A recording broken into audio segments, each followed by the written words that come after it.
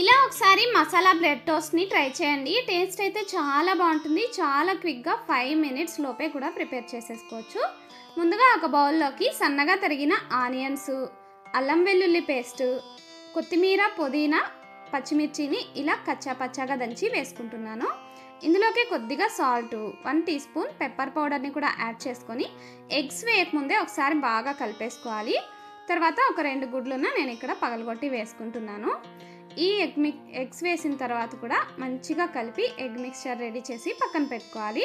తర్వాత ప్యాన్లోకి oil add చేసుకుని ఇలా 2 బ్రెడ్ స్లైసెస్ని తీసుకుని ఒకవైపు రోస్ట్ చేసుకున్న తర్వాత ఇంకొక వైపుకి తిప్పి మనం ప్రిపేర్ చేసుకున్న ఎగ్ మిక్స్చర్ని వేసి ఇలా బ్రెడ్ మీద మంచిగా స్ప్రెడ్ చేసుకోవాలి.